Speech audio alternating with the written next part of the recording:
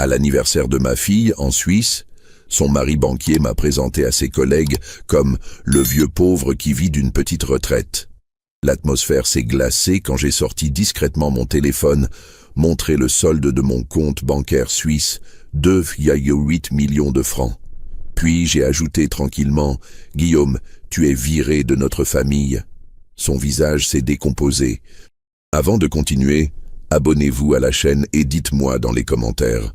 De quel pays regardez-vous cette histoire? Laissez-moi vous raconter comment nous en sommes arrivés là. Je m'appelle Jean Moreau, j'ai 79 ans et j'ai été maître boulanger pendant 47 ans dans le 7e arrondissement de Paris. Ma femme Françoise est décédée il y a 12 ans d'un cancer. Depuis, je vis seul dans mon petit 2 pièces de Boulogne-Billancourt. Mes voisins me voient partir chaque matin à 6 heures pour ma marche de 5 kilomètres. Ils pensent que je suis un retraité comme les autres, avec ma veste en velours côtelé et mon béret. Ils ne savent pas que sous cette apparence modeste, je cache quelque chose d'énorme. Ma fille unique, Valérie, a 45 ans. Elle était la lumière de ma vie. Petite, elle m'aidait à la boulangerie le dimanche matin, ses petites mains couvertes de farine. Elle riait tout le temps. À 18 ans, elle a fait des études d'histoire de l'art à la Sorbonne. Brillante, passionnée, elle rêvait d'ouvrir une galerie. Et puis, à 37 ans, elle a rencontré Guillaume Dupont. Guillaume travaille dans une grande banque privée de Genève. Il gagne bien sa vie, ça c'est sûr. Physiquement, c'est un homme séduisant. 1,85 m, toujours tiré à 4 épingles, costume sur mesure, montre Omega au poignet. Il parle 3 langues et se vante d'avoir fait HEC. Au début, Valérie était éblouie. Moi, quelque chose me dérangeait déjà. Sa façon de la corriger quand elle parlait, de choisir le restaurant sans lui demander son avis, de répondre à sa place quand on lui posait une question. Ils se sont mariés en 2016. Une cérémonie somptueuse au château de Malmaison, avec 200 invités. Guillaume avait tout organisé. Valérie portait la robe de sa mère, celle que Françoise avait choisie pour notre mariage en 1975. C'était le seul détail qu'elle avait pu imposer. Pendant la réception, j'ai remarqué que Guillaume ne la laissait jamais seule. Il lui tenait le bras fermement quand il parlait aux invités. Il la guidait comme un objet précieux, mais fragile. Après le mariage, ils se sont installés à Genève. Guillaume avait été promu directeur de clientèle privée. Un appartement de 180 mètres carrés avec vue sur le lac Léman, dans un immeuble haussmannien du centre-ville. Valérie m'a dit que le loyer était de 4 500 francs suisses par mois. Pour moi qui payais 850 € à Boulogne, c'était astronomique. Les premières années, je voyais encore ma fille régulièrement. Elle venait me rendre visite tous les 3 mois. Parfois avec Guillaume, parfois seule. Quand elle était seule, elle était plus détendue. On allait se promener au bois de Boulogne, elle me racontait sa nouvelle vie en Suisse. Mais quand Guillaume l'accompagnait, l'atmosphère changeait. Il regardait mon petit appartement avec un sourire condescendant.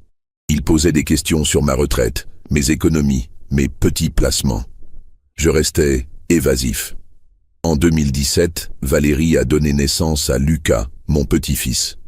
Un beau bébé de 3,8 kilos. Guillaume était fier comme un paon. Il postait des photos sur Facebook avec des légendes comme « mon héritier » ou « le futur banquier de la famille ». Moi, j'étais simplement heureux d'être grand-père. Quand je tenais Lucas dans mes bras, je pensais à tous les dimanches matins que nous passerions ensemble comme j'avais fait avec sa mère.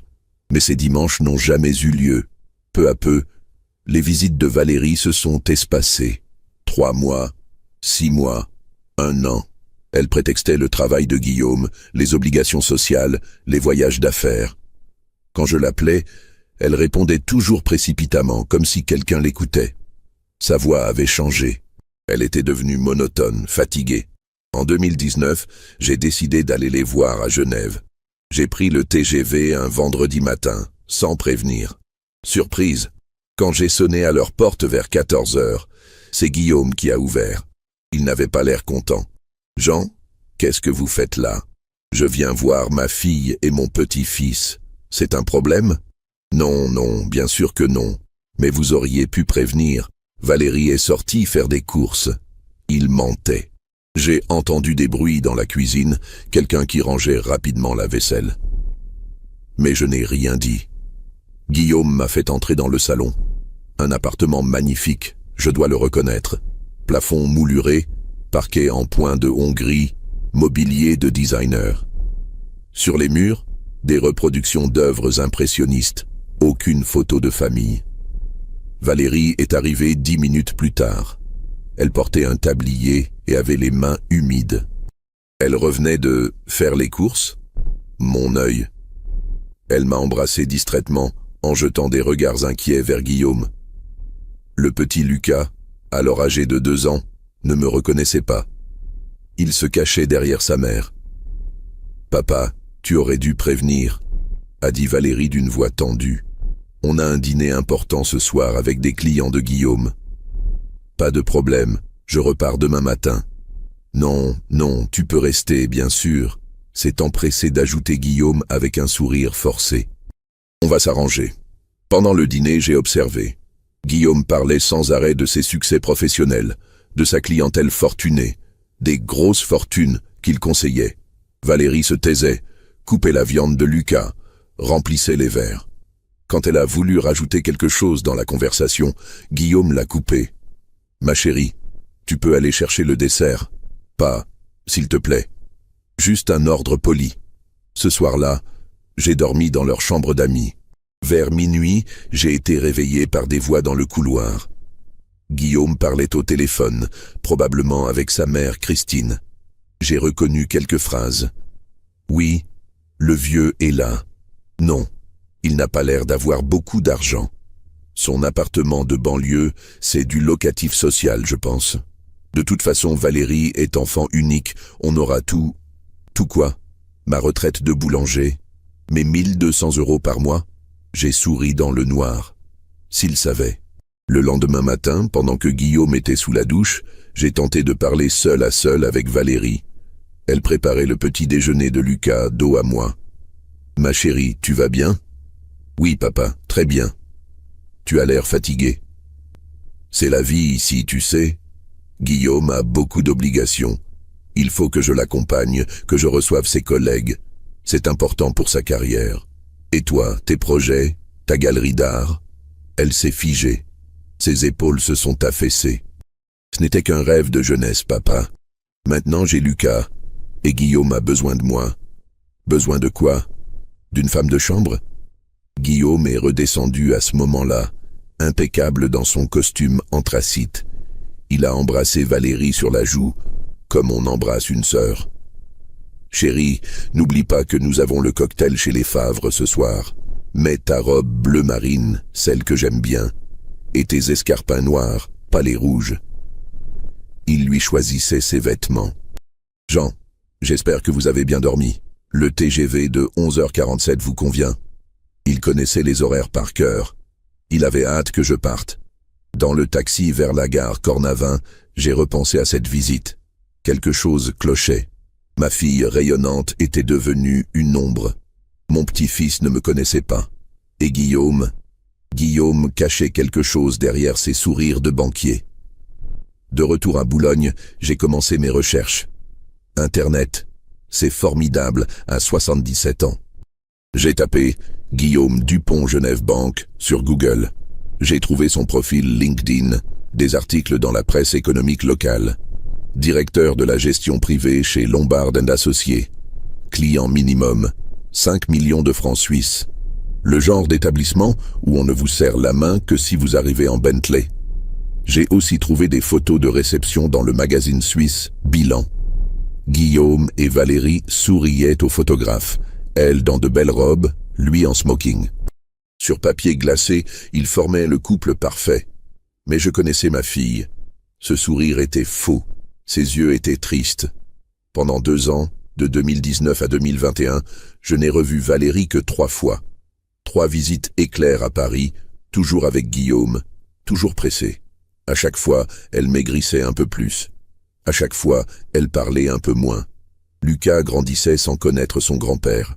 En 2021, Valérie a eu 43 ans. Je l'ai appelée le matin de son anniversaire. Bonjour ma chérie, bon anniversaire. Merci papa. Qu'est-ce que vous faites de beau? Guillaume m'emmène au restaurant ce soir. Le château de Vufflan, en pays vaudois. C'est bien ça. Et Lucas? Il reste chez Christine, la mère de Guillaume. Christine Dupont. Je ne l'avais rencontrée qu'une fois, au mariage. Une femme de 70 ans, sèche, élégante, qui m'avait à peine adressé la parole. Elle habitait Lille et se déplaçait régulièrement à Genève pour aider avec le petit. Aider à quoi? Valérie était une mère parfaite. Tu es contente de cette soirée en amoureux? Oui, bien sûr. Sa voix était morne. Où était passée la joie de ma fille? Valérie, dis-moi la vérité. Tu es heureuse? Long silence. Papa, il faut que j'y aille. Guillaume m'attend. Elle a raccroché. Ce soir-là, j'ai pris une décision. Je n'allais plus attendre que ma fille vienne me voir. J'allais retourner à Genève, mais cette fois, je resterai assez longtemps pour comprendre ce qui se passait vraiment. J'ai commencé à me renseigner. Location d'appartement à Genève, hôtel, transport. Tout était hors de prix pour un retraité normal. Mais moi, je n'étais pas un retraité normal. Il était temps de révéler une partie de mon secret. En 1978, 3 ans après notre mariage, ma femme Françoise avait hérité de sa tante Marguerite, une vieille dame sans enfant qui possédait 3 immeubles dans le 16e arrondissement de Paris, rue de la Pompe, avenue Foch, rue Spontini, du beau patrimoine haussmannien. Françoise et moi, nous avions décidé de garder ces immeubles, de les louer et de ne jamais en parler. Nous voulions vivre modestement, sans changer nos habitudes. Pendant 40 ans, ces loyers nous ont permis d'économiser. Nous déposions tout sur un compte à la Banque cantonale de Genève, ouvert lors d'un voyage de noces en Suisse en 1975. Françoise adorait les montagnes. Nous y retournions chaque année. Le banquier de Genève, M. Weber, était devenu un ami. Il nous conseillait des placements sûrs, Action, Nestlé, Roche, Novartis, UBS, des entreprises suisses solides. Quand Françoise est morte en 2010, j'avais 67 ans. Les immeubles valaient déjà 2,5 millions d'euros. Le compte suisse atteignait 1,8 million de francs. Mais j'ai continué à vivre dans mon 2 pièces de Boulogne. Pourquoi changer? J'avais mes habitudes, mes voisins, ma boulangerie du coin, où j'achetais ma baguette quotidienne. Valérie ne savait rien de cet héritage. Nous avions toujours été discrets, Françoise et moi. Notre fille nous voyait comme des petits bourgeois économes. Elle savait que nous avions quelques économies, mais pas l'ampleur du patrimoine. Je comptais tout lui révéler le jour de mes 80 ans, ou si j'avais des problèmes de santé. Mais en 2022, voyant l'état de ma fille, j'ai décidé d'accélérer les choses. En janvier 2023, j'ai contacté Maître Sophie Laurent, l'avocate qui s'occupait de nos affaires depuis 40 ans. Une femme de 65 ans, associée dans un cabinet réputé du 8e arrondissement. Elle connaissait toute l'histoire de la famille Moreau. « Sophie, j'ai besoin de vos conseils. Ma fille ne va pas bien. »« Racontez-moi, Jean. » Je lui ai expliqué mes doutes sur Guillaume, l'isolement de Valérie, mes inquiétudes de père. Sophie m'a écouté attentivement. « Jean, si ce que vous me décrivez est exact, votre fille pourrait être victime de violences psychologiques. Il faut être très prudent. Ces hommes-là sont manipulateurs. Si Guillaume apprend l'existence de votre patrimoine, il pourrait essayer de s'en emparer par le biais de Valérie. Comment? En la forçant à renoncer à sa succession future, par exemple. Ou en la faisant passer pour déséquilibrée psychologiquement si elle résiste. J'ai vu des cas similaires. Cette conversation m'a glacé le sang. Ma petite fille, manipulée par un homme en costume-cravate. Impensable. Que me conseillez-vous? Allez la voir. Mais discrètement. Observez, écoutez, rassemblez des preuves s'il y a lieu. Et surtout, ne révélez pas votre situation financière tant que vous n'êtes pas sûr des intentions de votre gendre. En février 2023, j'ai commencé mes préparatifs. J'ai ouvert un nouveau compte à la Banque cantonale de Genève, transféré 300 000 francs suisses pour mes frais de séjour. J'ai pris contact avec une agence immobilière spécialisée dans les locations temporaires. Un studio meublé dans le quartier des Eaux Vives, à 10 minutes à pied de chez Guillaume et Valérie. 2800 francs par mois. Le prix d'un petit appartement parisien. Le 15 mars 2023, 3 jours avant l'anniversaire de Valérie, j'ai pris le TGV de 7h22 à la gare de Lyon. Dans mon sac à dos, j'avais emporté des vêtements pour une semaine, mon carnet d'adresses et 2 choses importantes, une lettre de ma banque suisse confirmant mon solde et une petite caméra numérique que mon petit voisin de 12 ans m'avait appris à utiliser. À 12h47, j'étais à Genève. Au lieu de me rendre directement chez Valérie, j'ai d'abord pris possession de mon studio, un endroit simple mais propre, avec une petite kitchenette et une vue sur la rade. J'ai défait mes affaires, puis j'ai téléphoné à ma fille. « Valérie, c'est papa. Surprise. Je suis à Genève. »« Papa? Mais pourquoi tu ne m'as pas prévenu? Je voulais te faire une surprise pour ton anniversaire. Je peux passer vous voir. »« Oui, bien sûr. Mais Guillaume n'est pas là. Il est à la banque. »« Parfait. On sera tranquilles tous les deux. 1 heure plus tard, j'étais devant leur immeuble. Valérie m'a ouvert la porte. J'ai eu un choc. Elle avait encore maigri. Ses joues étaient creuses, ses yeux cernés. Elle portait un pantalon en velours noir et un pullover gris trop large pour elle. Ses cheveux, autrefois si soignés, étaient attachés en queue de cheval négligée.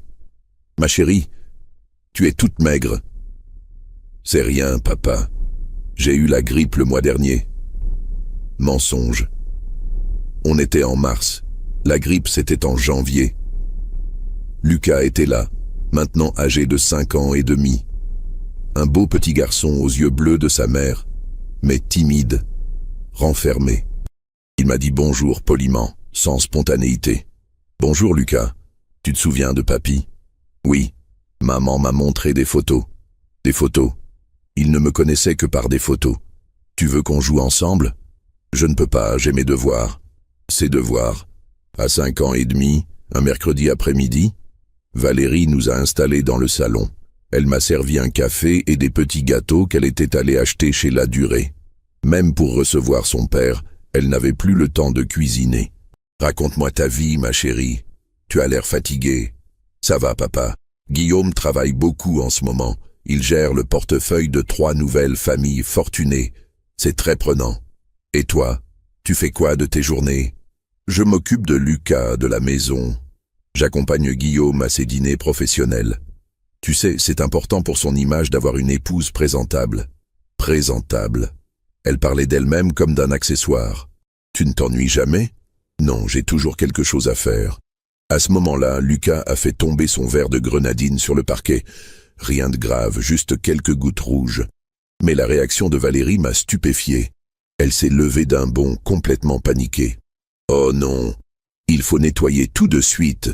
Guillaume va être furieux. » Elle s'est précipitée dans la cuisine, est revenue avec des produits d'entretien et s'est mise à frotter le parquet comme une folle.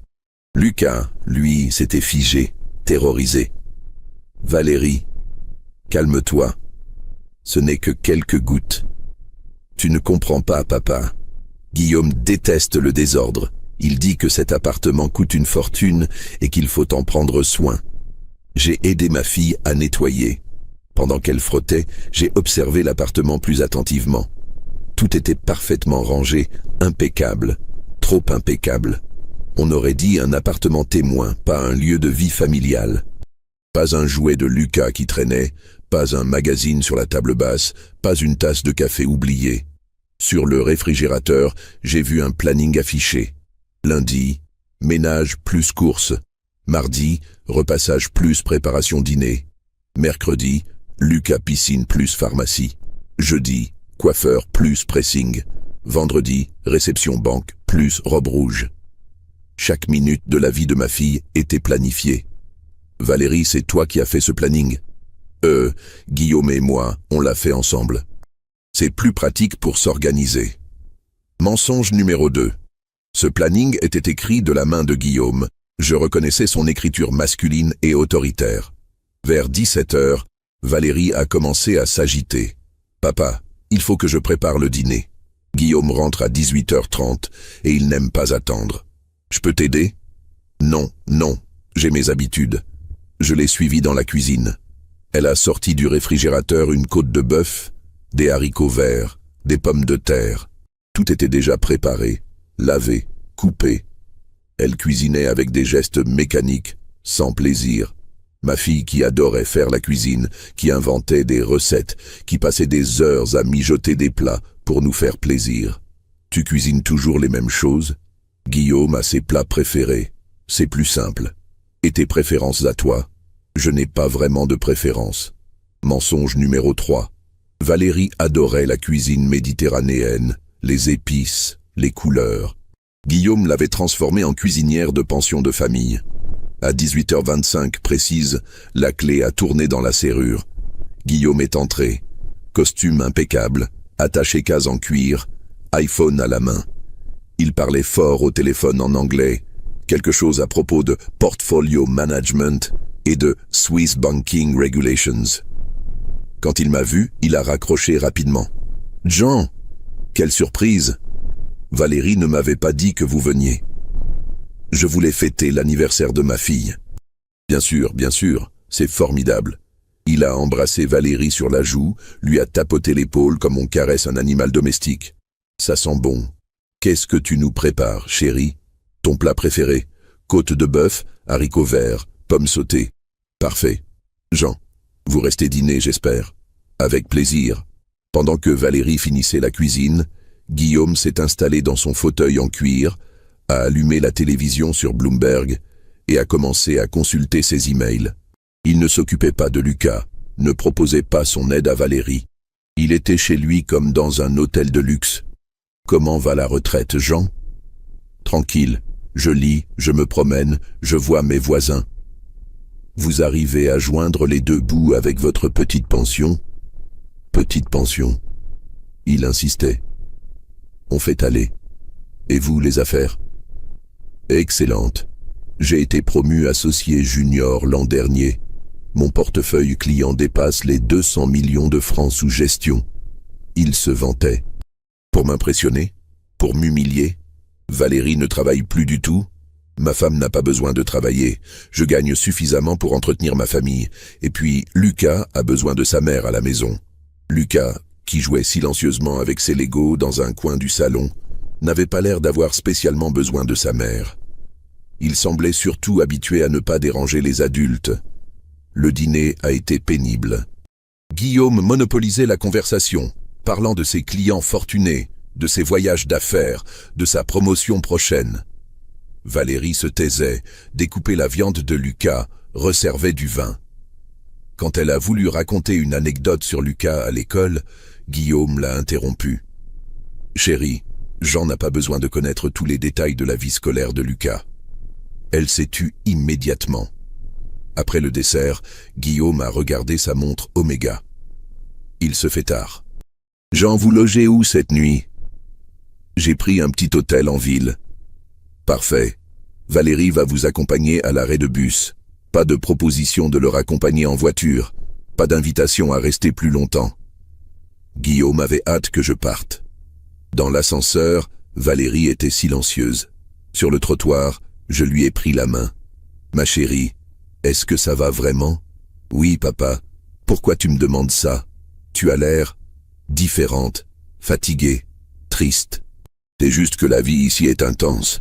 Guillaume a beaucoup de responsabilités, moi aussi. » Quelle responsabilité? Je dois l'accompagner, recevoir ses collègues, faire bonne figure. C'est important pour sa carrière. Et ton bonheur à toi? Elle a baissé les yeux. Mon bonheur, c'est que Guillaume réussisse et que Lucas grandisse bien. Valérie, regarde-moi. Elle a levé la tête. Ses yeux étaient pleins de larmes. Si tu as un problème, tu peux me parler. Je suis ton père. Je sais, papa. Mais il n'y a pas de problème. Le bus arrivait. Elle m'a embrassé rapidement et s'est dépêchée de remonter chez elle. Dans le bus, j'ai repensé à cette soirée. Quelque chose n'allait vraiment pas. Ma fille était devenue une ombre. Guillaume la traitait comme une domestique de luxe. Et Lucas?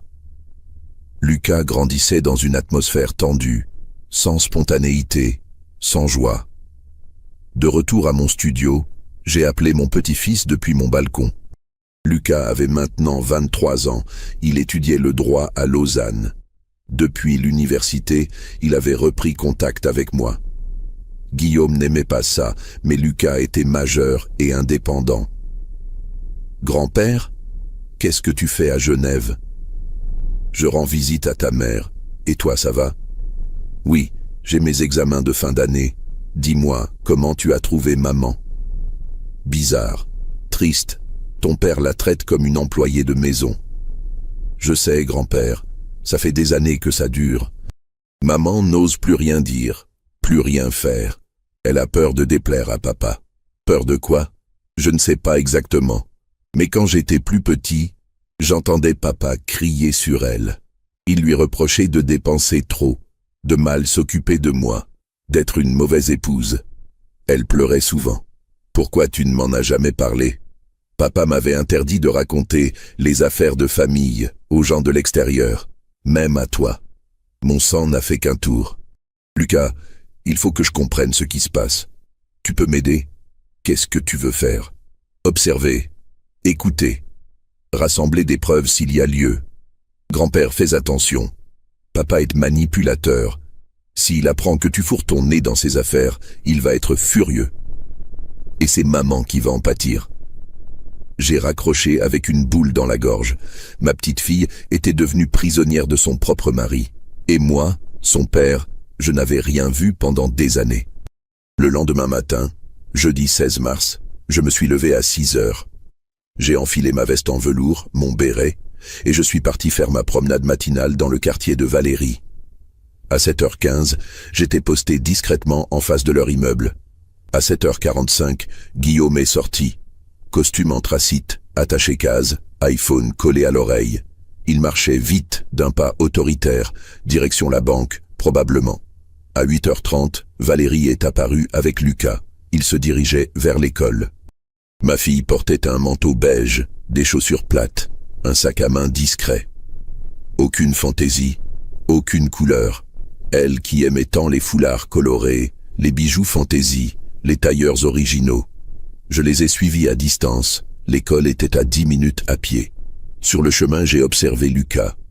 Il marchait sagement à côté de sa mère, sans courir, sans jouer, sans crier comme les autres enfants de son âge. Un petit garçon trop sage, trop discipliné. Devant l'école, Valérie a embrassé Lucas et l'a regardé entrer dans la cour. Elle est restée quelques minutes à bavarder avec d'autres mères. Mais même là, elle semblait en retrait, timide. Une femme l'a abordée pour lui parler.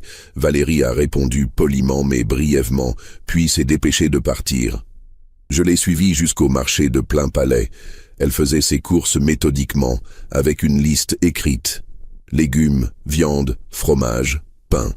Toujours les mêmes produits, toujours les mêmes quantités. Au stand de fromage, le vendeur lui a proposé de goûter un nouveau chèvre de Savoie. « Non merci, je prends comme d'habitude. » « Allez, Madame Dupont, goûtez-moi ça. C'est délicieux. » Mon mari n'aime que le gruyère et le camembert. Elle n'osait même plus goûter un fromage. De retour chez elle vers 10h30, elle s'est mise au ménage. J'ai pu l'observer depuis la rue. Elle passait l'aspirateur, faisait les lits, rangeait les affaires de Guillaume. À midi, elle a préparé un sandwich et s'est installée devant la télévision. Elle regardait une émission de décoration, mais son regard était vide. L'après-midi, elle a repassé le linge de Guillaume. Chemise, costume, cravate. Tout devait être parfait. Vers 16h, elle est allée chercher Lucas à l'école. Au retour, elle l'a aidé à faire ses devoirs, lui a préparé un goûter, puis a commencé à préparer le dîner. Le même rituel que la veille, la même précision militaire. Guillaume est rentré à 18h30. Valérie l'attendait, le dîner était prêt.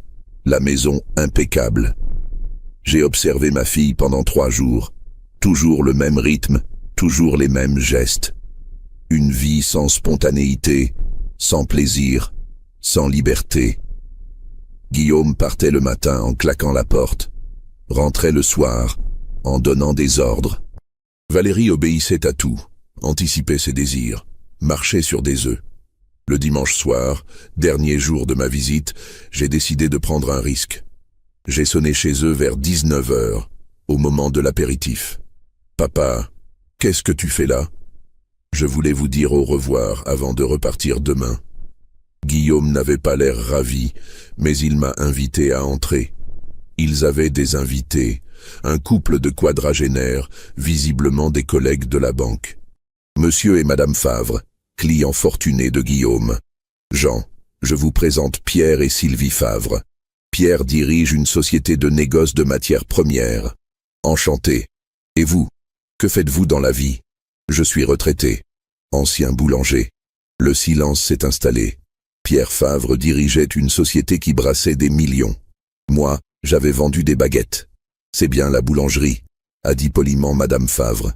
Un métier traditionnel. Guillaume a souri avec condescendance. Le père de Valérie a travaillé dur toute sa vie. Il se débrouille avec sa petite retraite, n'est-ce pas Jean? Petite retraite. Encore. On fait ce qu'on peut, ai-je répondu calmement. Pendant l'apéritif, j'ai observé les interactions. Guillaume était charmant avec les Favre, spirituel, cultivé. Avec Valérie, il était différent. Il lui demandait de resservir les amuse-bouches, de débarrasser les verres vides, de remplir les cacahuètes. Pas, s'il te plaît, pas, merci. Juste des ordres polis. Valérie, tu peux aller chercher la bouteille de champagne qui est au frais. Valérie, les Favre n'ont plus d'olives. Valérie, Lucas fait trop de bruit dans sa chambre.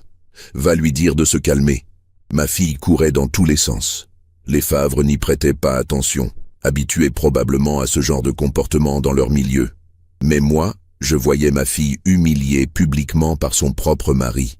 Au moment où elle passait près de moi avec un plateau, j'ai murmuré « Assieds-toi un peu, ma chérie, tu es fatiguée, Guillaume l'a entendu. » Valérie aime s'occuper de nos invités, n'est-ce pas, chérie? Oui, bien sûr. Sa voix était faible, résignée. Vers 21 heures, les Favre sont partis. Guillaume a raccompagné Pierre jusqu'à sa Porsche garée en bas de l'immeuble. J'étais seul avec Valérie dans le salon. Elle débarrassait les verres, vidait les cendriers, remettait les coussins en place. « Valérie, arrête-toi une minute. Il faut que je range, papa. Guillaume n'aime pas le désordre. Guillaume n'est pas là. Parle-moi. » Elle s'est figée, un verre à la main. « De quoi tu veux que je te parle? De toi, de ta vie, de ton mariage. Tout va bien, papa. Non, tout ne va pas bien. Je ne suis pas aveugle. Guillaume te traite comme une domestique. Ses yeux se sont emplis de larmes. Papa, ne dis pas ça. Tu étais rayonnante autrefois. Tu riais, tu créais. Tu avais des projets. Regardez-toi maintenant. J'ai grandi, papa. J'ai des responsabilités. Lesquelles? Servir les amis de ton mari, repasser ses chemises, marcher sur des œufs pour ne pas le contrarier. Tu ne comprends pas. Guillaume a une position importante. Sa carrière dépend de son image. Je dois l'aider. En t'effaçant complètement. Les larmes coulaient maintenant. Papa, arrête. Si Guillaume t'entend... Quoi? Il va se fâcher, te punir? Ce n'est pas ce que tu crois. Alors explique-moi. Elle a posé le verre, s'est assise sur le canapé, la tête entre les mains. Au début, c'était différent. Guillaume était attentionné, généreux. Mais peu à peu, il dit que je ne sais pas comment me tenir dans son milieu, que je fais des gaffes, que j'ai grandi dans un milieu trop simple pour comprendre les codes de la haute société. C'est faux. Il dit que sans lui, je ne serais rien, que j'ai de la chance d'avoir épousé un homme de sa qualité. Valérie, il dit que si je le déçois, il me quittera, et qu'alors, je n'aurai plus rien, pas d'argent, pas de travail, pas de formation. Il aura la garde de Lucas, forcément, lui qui a une situation stable. Voilà la vérité. Guillaume tenait ma fille par la peur. Ma chérie, tu as fait des études, tu es intelligente, cultivée. J'ai arrêté de travailler depuis 8 ans, papa. Qui voudrait embaucher une femme de 45 ans sans expérience récente? Et ton argent personnel, tes économies d'avant le mariage? Tout est sur le compte commun. Guillaume gère nos finances. Il dit que c'est plus simple. Guillaume contrôlait l'argent, donc contrôlait ma fille. Valérie, écoute-moi bien, tu n'es pas prisonnière. Tu peux partir, refaire ta vie. Avec quoi? Sans ressources? J'ai failli lui parler de mon patrimoine, de ma capacité à l'aider financièrement. Mais les conseils de Maître Laurent me sont revenus en mémoire. Ne rien révéler tant que je ne connaissais pas exactement les intentions de Guillaume. À ce moment-là, Guillaume est remonté. Il a trouvé Valérie en larmes sur le canapé. « Qu'est-ce qui se passe ici ?»« Rien », a dit Valérie en s'essuyant rapidement les yeux. « Papa et moi, on parlait de maman. Ça m'a ému. Mensonge pour protéger notre conversation. » Guillaume l'a regardé avec suspicion. « Jean, il se fait tard. Vous devriez rentrer à votre hôtel. Vous avez raison. Valérie, embrasse-moi. » Elle m'a serré dans ses bras. J'ai senti qu'elle tremblait. « Papa, prends soin de toi. Toi aussi, ma chérie. Et souviens-toi, tu n'es jamais seule. » Dans le taxi qui me ramenait à mon studio, j'ai pris ma décision. Ma fille était en danger. Pas un danger physique immédiat, mais un danger psychologique grave. Guillaume était en train de détruire sa personnalité, sa confiance en elle, sa joie de vivre. Il fallait que j'agisse. Mais comment?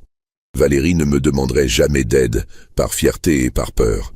Guillaume était intelligent, manipulateur et connaissait parfaitement le système juridique suisse. Un frontal risquait d'empirer la situation de ma fille. Il fallait que je sois plus malin que lui. Et pour ça, j'avais besoin d'en savoir plus sur ses véritables intentions.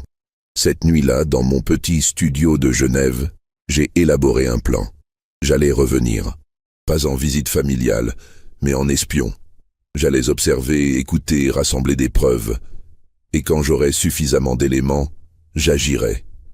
Avec mes moyens, mes vrais moyens. Guillaume Dupont ne savait pas encore à qui il avait affaire. Il pensait manipuler la fille d'un petit boulanger retraité. Il allait découvrir qu'il s'attaquait à la fille de l'homme le plus riche qu'il n'avait jamais rencontré. Et qu'un père, même à 79 ans, reste un père. 3 semaines après mon retour à Paris, j'ai reçu un appel qui a tout changé. C'était Lucas, mon petit-fils, et il pleurait au téléphone. « Grand-père, papa a dit à maman qu'elle devait signer des papiers pour renoncer à ton héritage, sinon il la ferait interner. Il a dit qu'elle était folle et que personne ne la croirait. » Mon sang s'est glacé. Guillaume ne savait pas que Lucas m'écoutait depuis le couloir. Il ne savait pas non plus que j'enregistrais cette conversation. Et il ne pouvait pas imaginer ce qui l'attendait. Le 8 avril 2023, exactement 3 semaines après ma première visite surprise, j'étais de retour à Genève. Mais cette fois, je n'étais pas venu en simple père inquiet. J'étais venu en homme d'affaires qui allait reprendre le contrôle de la situation. Pendant ces 3 semaines à Paris, j'avais travaillé avec Maître Sophie Laurent pour préparer ma stratégie. Nous avions étudié le droit suisse, les procédures de divorce, les lois sur la violence conjugale psychologique. Sophie avait même contacté une consoeur genevoise, Maître Carole Brunner, spécialisée dans ce type d'affaires. J'avais aussi fait quelque chose d'important. J'avais modifié mon testament. Désormais, Valérie héritait de tout, mais à une condition expresse, qu'elle soit libre et heureuse. Si elle restait mariée à Guillaume au moment de mon décès, l'intégralité de mon patrimoine irait à Lucas et à 3 associations d'aide aux femmes battues. Cette clause était parfaitement légale. Et elle était datée, signée devant notaire, incontestable. Cette fois, j'avais loué un appartement plus grand dans le quartier des Eaux Vives. 2 pièces, avec une petite terrasse, pour 3200 francs par mois. J'y avais installé du matériel que Lucas m'avait aidé à choisir. Une caméra miniature, un enregistreur vocal digital et un ordinateur portable pour stocker les preuves. Mon petit-fils avait 23 ans. Il étudiait le droit à Lausanne et il comprenait parfaitement la gravité de la situation. Depuis des années, il voyait sa mère s'éteindre peu à peu. Il était le seul témoin direct du comportement de Guillaume à la maison.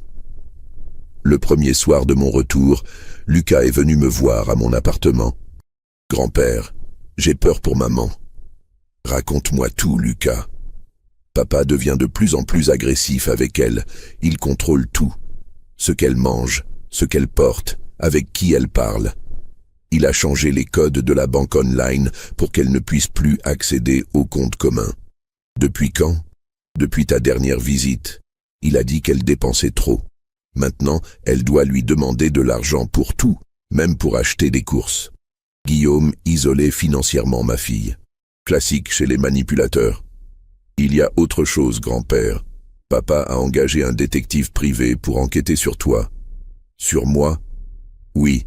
Il veut savoir combien tu as vraiment. Il pense que tu caches de l'argent. Il a dit à maman, ton père n'est peut-être pas aussi pauvre qu'il en a l'air. Les anciens commerçants parisiens, ça planque toujours du liquide quelque part. Guillaume avait du flair, mais il ne pouvait pas imaginer l'ampleur de ce qu'il cherchait. Et ta mère? Elle a dit quoi? Maman a dit qu'elle ne savait rien de tes finances. Papa l'a accusée de mentir. Il a crié que si elle lui cachait des choses sur la famille, il la quitterait et prendrait ma garde. Lucas, est-ce que tu accepterais de m'aider à rassembler des preuves? Bien sûr, grand-père. Qu'est-ce que tu veux que je fasse? Enregistrer les conversations de ton père quand il est violent avec ta mère. Filmer s'il y a lieu. Noter les dates, les circonstances. Constituer un dossier.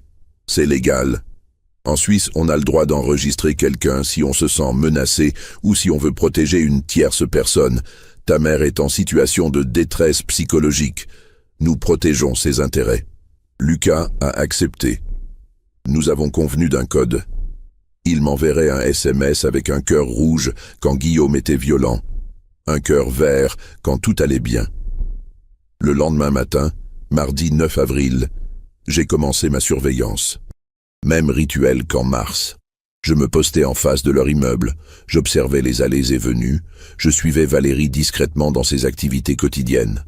Mais cette fois, j'avais ma petite caméra cachée dans ma veste. Et j'avais un objectif précis, documenter le comportement de Guillaume envers ma fille. Mardi soir, 19h30. Je sonne chez eux, prétextant une visite de courtoisie. Guillaume ouvre, pas content de me voir. « Jean, encore vous ?»« Bonsoir, Guillaume. » Je passais dans le quartier, je me suis dit que j'allais dire bonjour. « Vous, passiez dans le quartier? Vous habitez Paris, Jean. Je suis venu voir un vieil ami qui habite Genève. Un ancien client de la boulangerie qui a fait fortune dans l'horlogerie. Mensonge, mais efficace. Guillaume tic. Un ancien client qui a fait fortune. Il calcule déjà. Entrez, entrez. Valérie sera contente de vous voir. Dans le salon, Valérie regardait la télévision. En me voyant, elle a souri pour la première fois depuis longtemps. Un vrai sourire. Papa, quelle surprise. Bonsoir ma chérie. Tu vas bien? Ça va, papa. Mais je voyais qu'elle était tendue. Lucas faisait ses devoirs dans sa chambre. Guillaume s'est installé dans son fauteuil, a baissé le son de la télé. Alors, cet ami horloger, ça doit bien marcher. L'horlogerie suisse. Oh, vous savez, les gens riches ont toujours besoin de belles montres. Il habite où? Colonie. Une villa avec vue sur le lac. Colonie, le quartier le plus cher de Genève. Guillaume était impressionné malgré lui. Et vous vous êtes connu comment? Il venait acheter ses croissants tous les dimanches matins pendant 15 ans. Un homme charmant. Jérôme Kellenberger. Ça vous dit quelque chose? J'inventais, bien sûr. Mais le nom sonnait suisse authentique. Non, je ne crois pas. Il travaille dans quelle maison? Kellenberger & Fils. Ils font du sur-mesure pour une clientèle internationale.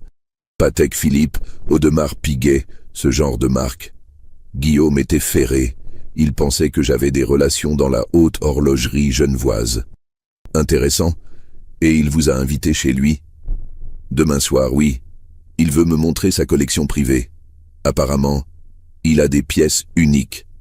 Papa, c'est formidable, a dit Valérie. Tu vas voir de belles choses. Guillaume l'a regardé sèchement. Valérie, tu peux nous préparer un café? Ordre sec. Ma fille s'est levée immédiatement et s'est dirigée vers la cuisine. Guillaume, laissez donc. Je ne vais pas rester longtemps. Non, non, Valérie aime bien s'occuper. N'est-ce pas, chérie? Valérie n'a pas répondu. Elle préparait le café en silence. Pendant qu'elle était dans la cuisine, Guillaume s'est penché vers moi. Jean, entre nous, Ce Kellenberger, il vous a parlé d'investissement, de placement. Pourquoi cette question?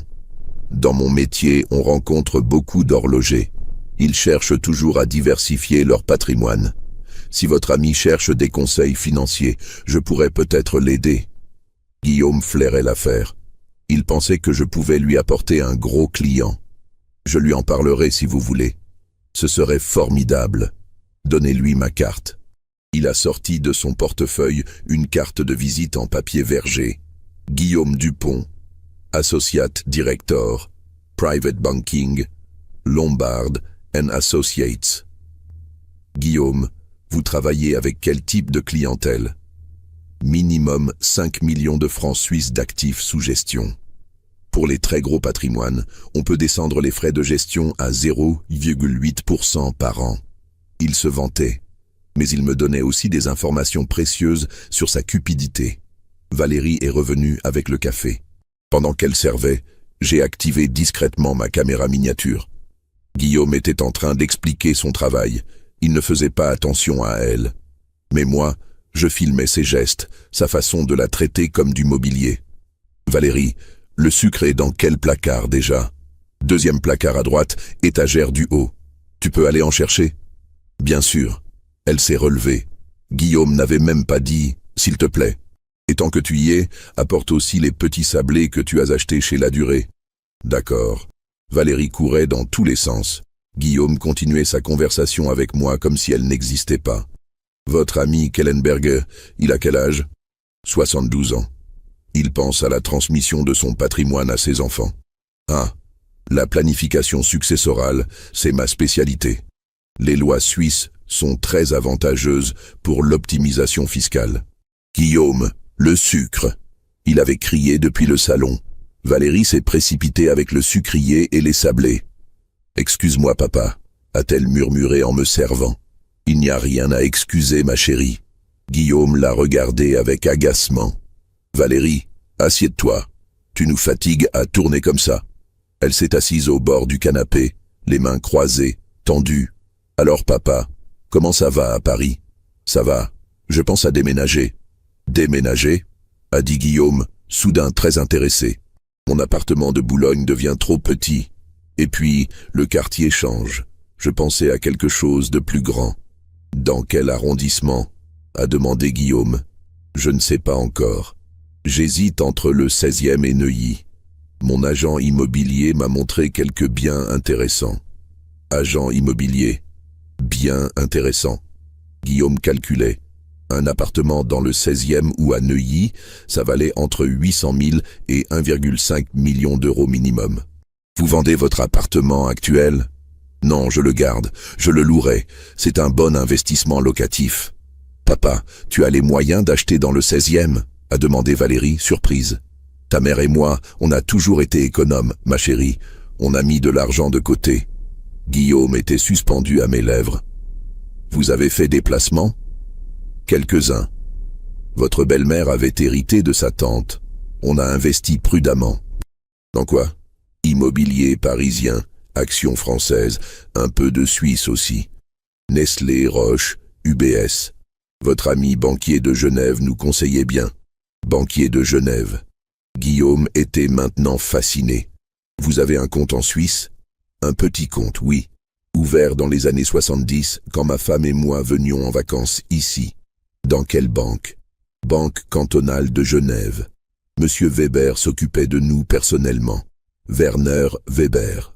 Un nom que j'avais inventé mais qui sonnait authentiquement suisse-allemand. Il travaille encore. Il a pris sa retraite l'an dernier. Son fils a repris le dossier. Guillaume était en train de recalculer sa stratégie. Le vieux pauvre avait peut-être plus de ressources qu'il ne le pensait.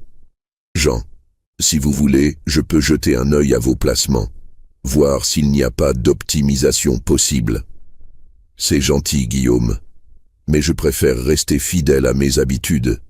Bien sûr, mais si jamais... Lucas est sorti de sa chambre à ce moment-là. Bonsoir, papy. Bonsoir, mon grand. Ça va, tes études? Très bien.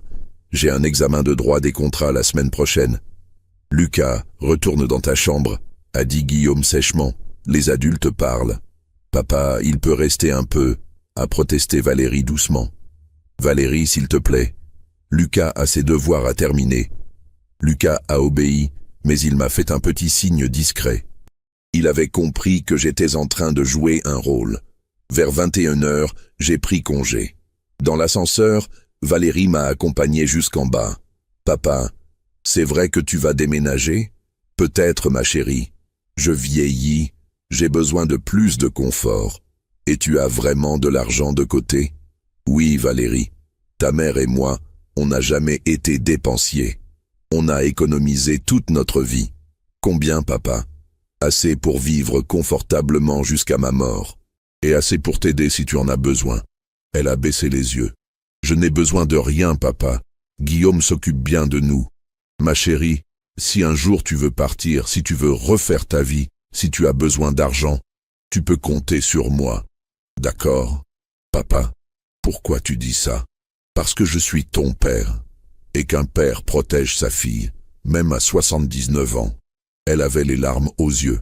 Guillaume n'est pas méchant, papa. Il est juste exigeant. Il n'a pas le droit de t'humilier, Valérie. Il ne m'humilie pas. Je viens de passer 2 heures chez vous.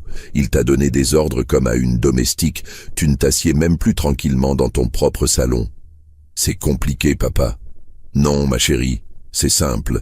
Tu mérites d'être heureuse, et si Guillaume ne te rend pas heureuse, tu as le droit de partir. Avec quoi? Comment? Avec mon aide, avec mon soutien, avec mon argent s'il le faut. Elle m'a serré dans ses bras. Je t'aime, papa. Moi aussi, ma chérie. N'oublie jamais ça. De retour à mon appartement, j'ai visionné l'enregistrement de la soirée. La petite caméra avait parfaitement fonctionné. On voyait Guillaume donner des ordres à Valérie, la traiter avec condescendance, l'ignorer quand elle tentait de participer à la conversation. Le lendemain matin, mercredi 10 avril, j'ai reçu un SMS de Lucas. Cœur rouge. Situation d'urgence. Je me suis habillé rapidement et j'ai couru jusqu'à leur immeuble. En arrivant dans la cour, j'ai entendu des éclats de voix au 3e étage. Guillaume criait. J'ai monté les escaliers en silence. Leur porte était entr'ouverte. J'ai sorti ma caméra et j'ai enregistré. Tu me prends pour un con, Valérie? Ton père a de l'argent et toi tu fais semblant de ne rien savoir. Guillaume, je te jure que...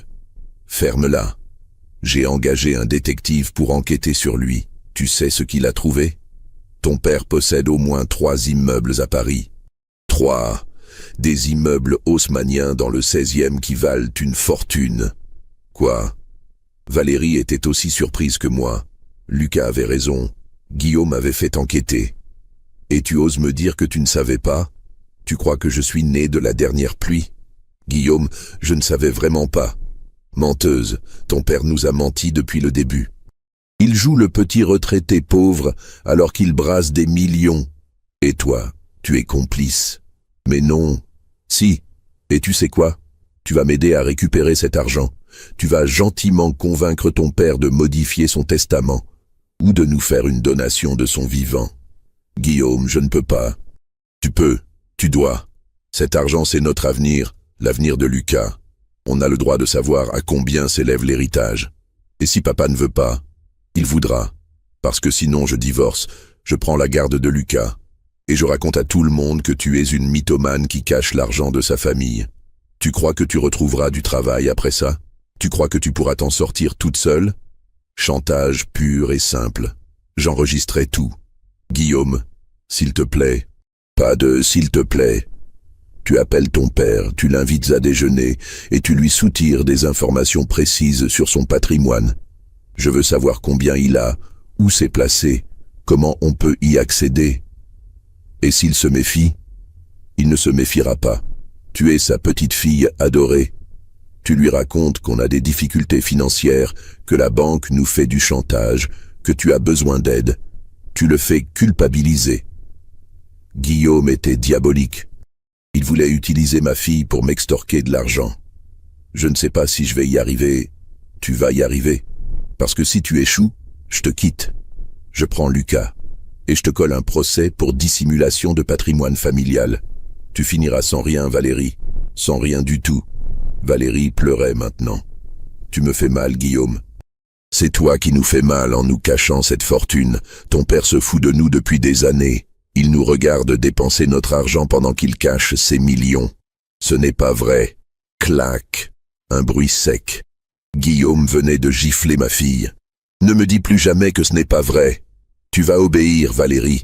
Tu vas récupérer les informations sur l'argent de ton père. Et si tu ne le fais pas, tu le regretteras. J'ai arrêté l'enregistrement. J'avais ce qu'il me fallait. Guillaume menaçant ma fille, la giflant, lui demandant d'extorquer mon patrimoine. Des preuves en béton. Mais j'étais furieux. Personne ne touchait à ma fille. Personne. J'ai attendu que Guillaume parte travailler, puis j'ai sonné chez Valérie. Elle m'a ouvert, la joue encore rouge. « Papa, qu'est-ce que tu fais là ?»« J'ai oublié mes lunettes hier soir. Ma chérie, qu'est-ce que tu as à la joue ?»« Rien, rien. Je me suis cogné dans l'armoire de la salle de bain. » Valérie, regarde-moi dans les yeux. Elle a baissé la tête. « C'est Guillaume qui t'a frappé ?»« Papa, non. Ne mens pas. Je sais reconnaître une gifle. » Elle a éclaté en sanglots. « Papa, j'ai peur. »« De quoi ?»« Guillaume, c'est pour tes immeubles. Il a engagé un détective. Il veut que je te soutire des informations sur ton argent. Et si tu refuses, il menace de me quitter, de prendre Lucas, de me faire passer pour folle. Ma chérie, assieds-toi. » Nous nous sommes installés sur le canapé. Valérie tremblait. « Valérie, écoute-moi attentivement. Oui, j'ai de l'argent. Beaucoup d'argent. Ta mère a hérité de sa tante Marguerite il y a 45 ans. Nous avons investi cet héritage, nous avons économisé toute notre vie. Combien, papa? Assez pour que tu sois libre. Assez pour que tu quittes Guillaume si tu le souhaites. Assez pour que tu refasses ta vie dans la dignité. Mais Guillaume dit que si je le quitte, Guillaume ne peut rien te faire. Tu es française, tu as le droit de rentrer en France quand tu veux.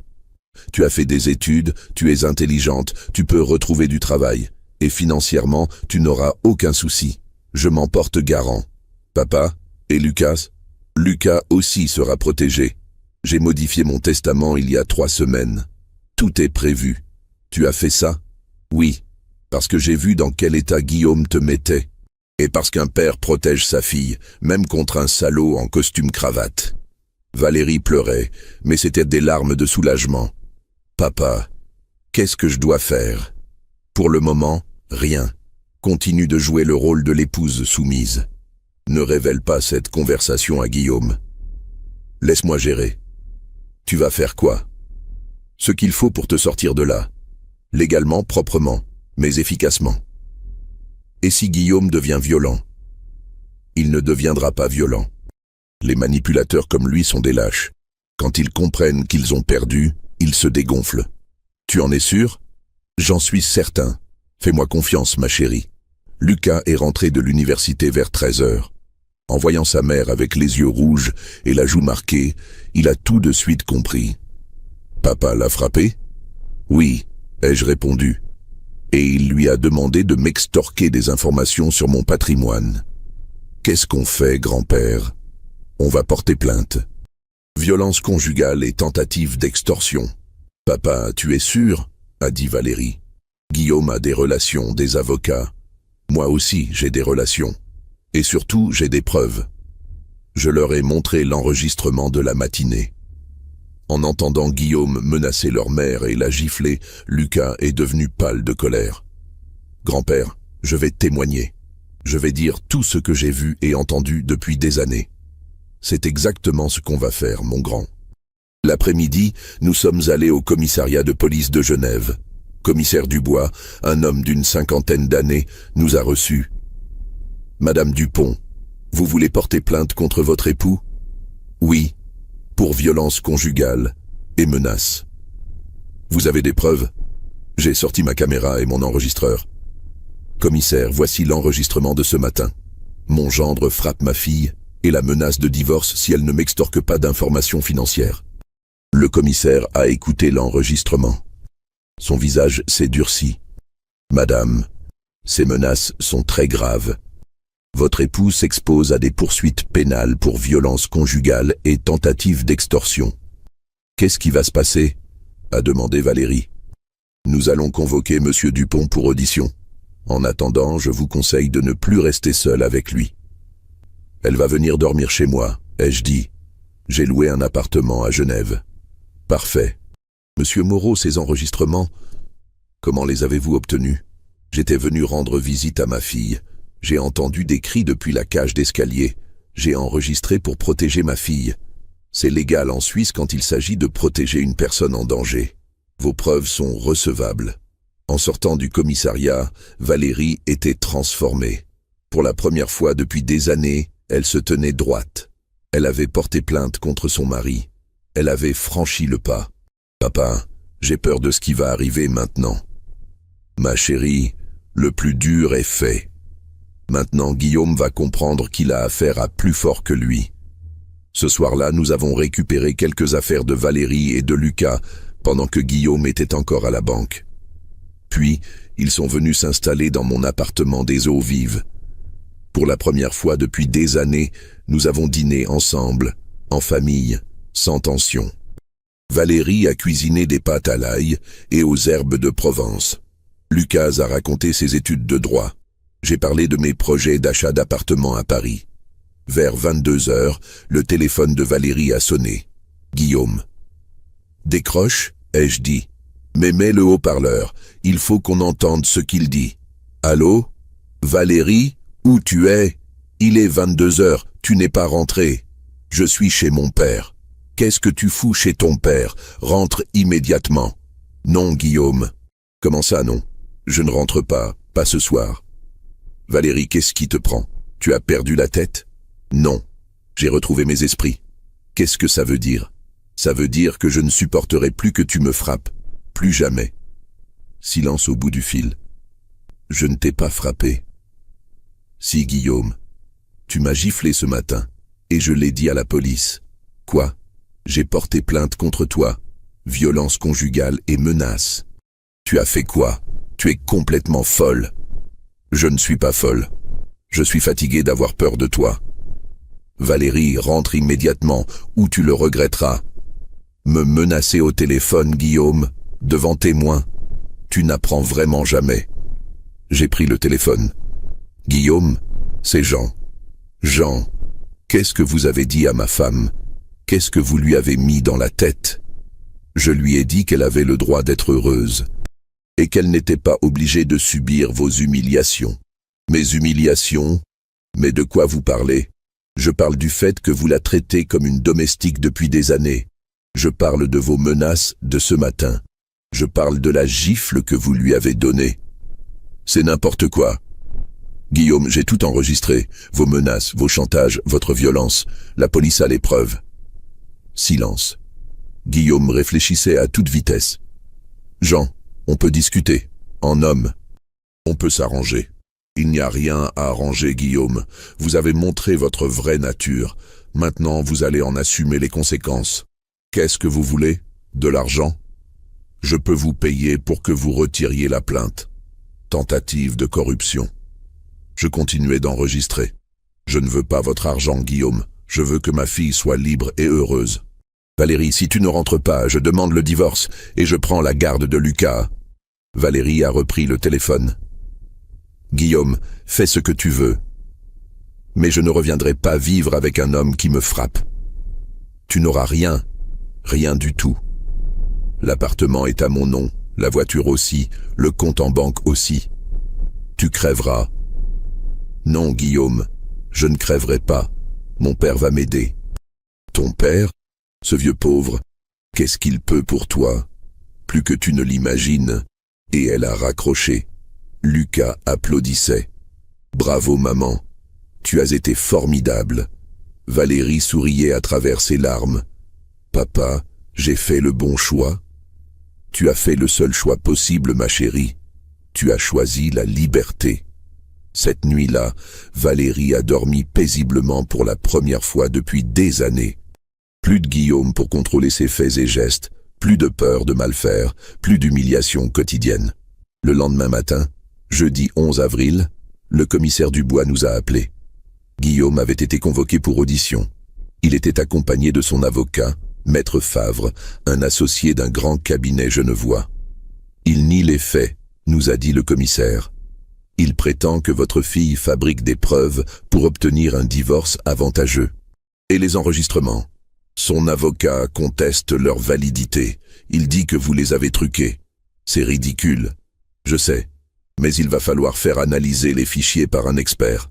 Ça prendra quelques semaines. Et en attendant, Monsieur Dupont s'engage à ne pas approcher votre fille. Ordonnance de protection temporaire. Guillaume était malin. Il utilisait ses relations dans le milieu juridique genevois pour retarder la procédure. Mais il avait sous-estimé mes moyens. L'après-midi, j'ai appelé maître Sophie Laurent à Paris. « Sophie, j'ai besoin de vous, et j'ai besoin de votre consoeur genevoise. » Que s'est-il passé? Guillaume a frappé Valérie. Elle a porté plainte, mais lui a engagé un gros cabinet pour se défendre. Jean, il faut jouer sur plusieurs tableaux. Pénal pour la violence, civil pour le divorce, et patrimonial pour protéger vos biens. Expliquez-moi. Si Guillaume apprend l'étendue de votre patrimoine, il va tout faire pour mettre la main dessus via Valérie. Il faut protéger juridiquement vos avoirs. Comment? Donation-partage anticipé. Vous donnez tout à Valérie maintenant, avec usufruit pour vous jusqu'à votre décès. Comme ça, même si Guillaume divorce et obtient la moitié des biens de Valérie, il ne touchera que la moitié de la nue propriété, pas l'usufruit. C'est beaucoup moins intéressant pour lui. Et pour le divorce de Valérie? Ma consoeur genevoise va s'en occuper. Avec les preuves que vous avez, Guillaume sera en position de faiblesse. On demandera la garde de Lucas pour Valérie, une pension alimentaire conséquente, et le droit pour elle de retourner vivre en France. Parfait. Quand est-ce qu'on commence? Demain. Je prends le premier train pour Genève. Le vendredi 12 avril, maître Sophie Laurent était à Genève. Nous avons passé la journée avec maître Carole Brunner, l'avocate locale spécialisée en droit de la famille. Carole Brunner avait 50 ans, une réputation excellente, et une expérience de 25 ans dans les divorces conflictuels. Monsieur Moreau, avec les preuves que vous avez, votre gendre est dans une position très délicate. Violence conjugale, menaces, tentative d'extorsion. Il risque des poursuites pénales. Et pour le divorce? Nous demanderons le divorce pour faute. Valérie obtiendra probablement la garde exclusive de Lucas, une pension alimentaire, et Guillaume devra quitter l'appartement. Il va se défendre, bien sûr, mais ses arguments ne tiennent pas. Il ne peut pas nier les enregistrements, et son comportement de ces dernières semaines joue contre lui. Comment ça? Il a engagé un détective privé pour enquêter sur votre patrimoine. Ça prouve qu'il s'intéresse plus à votre argent qu'au bonheur de sa femme. L'après-midi, nous avons organisé la donation-partage avec un notaire genevois, maître Dubois. En 2 heures, j'ai officiellement donné à Valérie la totalité de mes biens, les 3 immeubles parisiens, le compte suisse, ma collection de montres, tout. Valeur totale de la donation, 4,2 millions d'euros. Valérie était devenue millionnaire, mais elle gardait l'usufruit, donc je pouvais continuer à vivre normalement jusqu'à ma mort. Papa, c'est énorme. C'est normal, ma chérie. Cet argent t'appartient. Il a toujours été destiné à toi. Et si Guillaume apprend ça, il l'apprendra. Mais il sera trop tard pour lui. Légalement, cet argent est à toi maintenant, pas à lui. Le samedi 13 avril, Guillaume a tenté une dernière manœuvre. Il est venu frapper à la porte de mon appartement vers 20 heures. « Jean, ouvrez, il faut qu'on parle. » J'ai ouvert, mais j'avais activé mon enregistreur. « Bonsoir, Guillaume. »« Qu'est-ce que vous voulez ? » ?»« Je veux récupérer ma femme et mon fils. Ils ne sont plus à vous, Guillaume.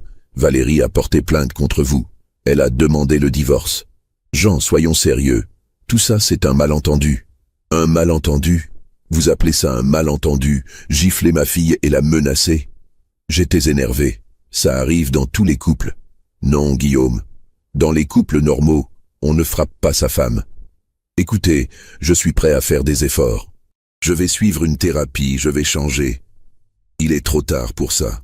Jean, réfléchissez. Valérie va se retrouver seule avec Lucas, sans ressources. Elle ne pourra pas s'en sortir. Vous vous trompez. Valérie a des ressources maintenant. Quelles ressources? Les miennes. Guillaume a compris que je ne bluffais plus. Combien vous avez, Jean? Assez pour que ma fille ne dépende plus jamais de vous. Je veux des chiffres. Vous ne les aurez pas. Jean, on peut s'associer. Votre argent, mon expertise bancaire. On peut faire fructifier votre patrimoine ensemble. Guillaume, vous ne comprenez pas. Je ne veux plus avoir affaire à vous, jamais. Vous faites une erreur. Je connais le système suisse, les lois, les procédures. Si vous ne collaborez pas avec moi, je peux vous créer des problèmes. Quels problèmes? Contrôle fiscal, enquête bancaire, vérification de l'origine de vos fonds. Un homme de votre âge, avec autant d'argent, ça peut paraître suspect. Guillaume me menaçait maintenant directement. Guillaume, mes finances sont parfaitement régulières. Tout a été déclaré, tout est légal. On verra bien. Non, on ne verra rien du tout, parce que vous allez avoir d'autres soucis à gérer. Qu'est-ce que vous voulez dire? Je veux dire que lundi matin, les associés de votre banque vont recevoir les enregistrements de vos menaces à l'égard de ma fille. Ils vont apprendre que leur directeur de clientèle privée frappe sa femme et tente d'extorquer l'argent de sa belle famille. Guillaume a pâli. Vous n'oseriez pas. Détrompez-vous. Je suis un homme de 79 ans, Guillaume. Je n'ai plus rien à perdre. Vous avez une carrière, une réputation, une position sociale. Qui aura le plus à perdre dans cette affaire, d'après vous? Il est parti sans ajouter un mot. Le dimanche soir, Valérie, Lucas et moi avons dîné tranquillement dans mon appartement. Valérie préparait sa déposition pour le juge du divorce. Lucas révisait ses examens. Moi, je finalisais ma stratégie. Demain, lundi 14 avril, Guillaume allait découvrir ce que coûte vraiment de s'attaquer à la famille Moreau. Lundi matin, 8h30. Guillaume était en réunion avec les associés de sa banque quand j'ai envoyé les enregistrements de ses menaces et violences à toute la direction. À 9h15, il était convoqué dans le bureau du président. À 10h30, il était licencié pour faute grave. À 11h, il m'appelait en pleurant. « Jean, s'il vous plaît, j'ai tout perdu. » J'ai répondu calmement, « Guillaume, vous avez perdu bien plus que votre travail. Vous avez perdu ma fille. Et maintenant, vous allez découvrir ce que ça coûte de s'attaquer à un père qui a 4,2 millions d'euros et rien à perdre. » Ce lundi 14 avril 2023 restera gravé dans ma mémoire comme le jour où la justice s'est enfin rendue. Pas la justice des tribunaux, pas encore. La justice implacable des conséquences. J'avais passé ma nuit à préparer méticuleusement ma contre-attaque. 3 emails soigneusement rédigés avec les enregistrements audio en pièces jointes. Le premier destiné à Monsieur André Lombard, président de Lombard & Associés, la banque de Guillaume. Le deuxième à Madame Catherine Favre, responsable des ressources humaines. Le troisième au service de compliance, chargé de vérifier que les employés respectent les règles déontologiques. À 8h30 précise, j'ai appuyé sur « Envoyer ». Dans ces emails, j'expliquais poliment que M. Guillaume Dupont, directeur de clientèle privée dans leur établissement, faisait l'objet d'une plainte pénale pour violence conjugale et tentative d'extorsion. Que j'avais les preuves audio de ses menaces envers sa femme. Que ses comportements me paraissaient incompatibles avec les valeurs d'une banque privée de réputation internationale.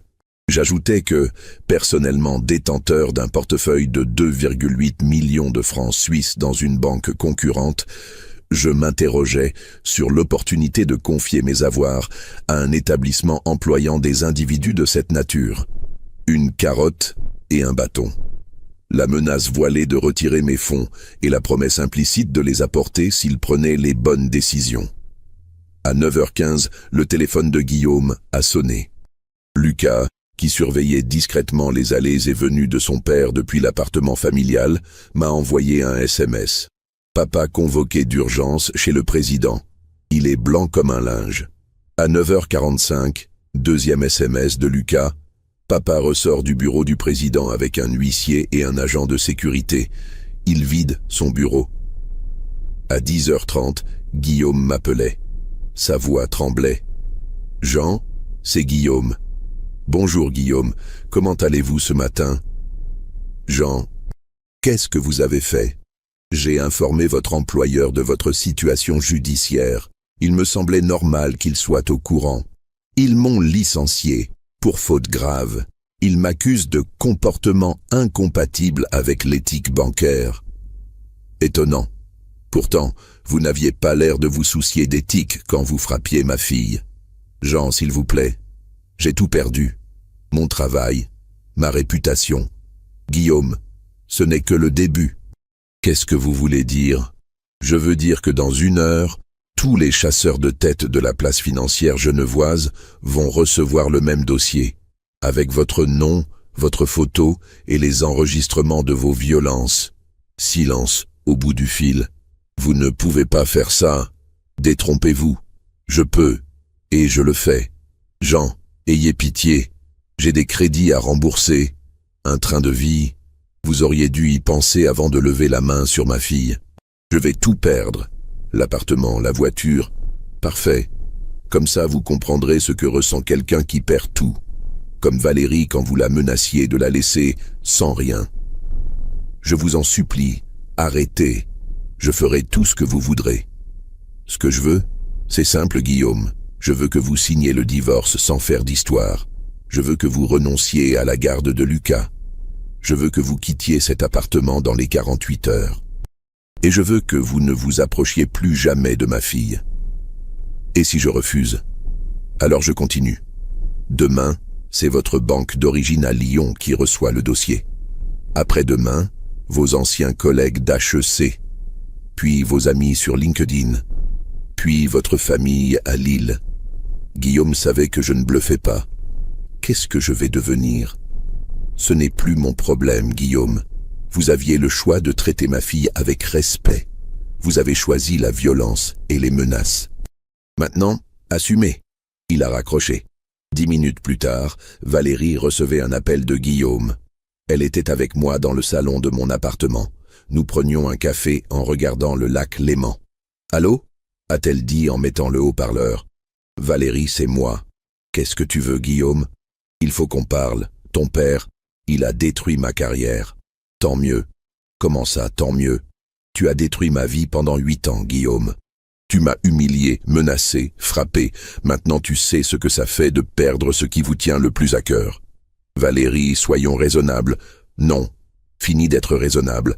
Fini de subir tes caprices et tes colères. Fini d'avoir peur de toi. Qu'est-ce que tu veux? Je veux le divorce. Je veux la garde de Lucas. Je veux que tu sortes de ma vie définitivement. Et si je refuse? Tu ne refuseras pas. Parce que si tu refuses, mon père continue son travail. Et crois-moi, il a encore des munitions. Valérie, réfléchis. Sans moi, comment tu vas vivre? Avec quoi? Avec l'héritage de mon père. 4 millions d'euros, Guillaume. Tu entends? 4 millions. Je n'aurai plus jamais besoin de toi. Silence. Guillaume encaissait le choc. 4 millions? Ton père a 4 millions? Plus maintenant. Il me les a donnés. Par donation officielle, chez le notaire. C'est légal, c'est signé, c'est irréversible. Tu mens. Non, Guillaume. Pour une fois, c'est moi qui ai toutes les cartes en main. Valérie, on peut partager. Avec cet argent, on peut recommencer, voyager, être heureux. Guillaume, tu n'as pas compris. Je ne veux plus être heureuse avec toi. Je veux être heureuse sans toi. Elle a raccroché avec un sourire radieux. Pour la première fois depuis des années, ma fille tenait tête à son mari. Pour la première fois, elle était en position de force. L'après-midi, nous avons reçu la visite de maître Carole Brunner. Elle apportait de bonnes nouvelles. « Monsieur Moreau, l'affaire avance vite. Guillaume Dupont a contacté mon cabinet ce matin. Il veut négocier. »« Négocier quoi ?» a demandé Valérie. « Les conditions du divorce. Il propose de vous laisser la garde de Lucas contre une pension alimentaire réduite. »« Combien ? » ?»« 800 francs suisses par mois. »« C'est ridicule, » s'est indignée Valérie. « Lucas coûte bien plus cher que ça. »« Évidemment, » a dit maître Brunner. « Mais Guillaume n'a plus de travail. Il ne peut pas payer plus. Alors qu'il trouve du travail. Ce ne sera pas facile. Votre père a fait du bon travail. Guillaume est grillé sur toute la place financière genevoise. » J'ai souri. Mes emails avaient porté leurs fruits. Maître Brunner, nous acceptons les 800 francs, mais à une condition. Laquelle? Guillaume renonce définitivement à tout droit sur les biens de ma fille, présent et futur. C'est-à-dire? Il ne pourra jamais réclamer sa part de l'héritage Moreau, même si Valérie hérite encore de moi à l'avenir. C'est possible juridiquement? Oui, on appelle ça une renonciation anticipée aux droits successoraux. Guillaume abandonne tout ce qui pourrait venir de la famille Moreau. Papa, tu es sûr? Certaine, ma chérie, comme ça Guillaume n'aura aucune raison de revenir t'embêter plus tard. Maître Brunner a pris note. Je vais proposer ça à l'avocat de Guillaume. À mon avis, il acceptera. Il n'a pas vraiment le choix. Le mardi 15 avril, nous avons appris que Guillaume avait accepté toutes nos conditions. Plus de contestation, plus de chantage, plus de menaces. Il voulait juste s'en sortir avec le minimum de dégâts.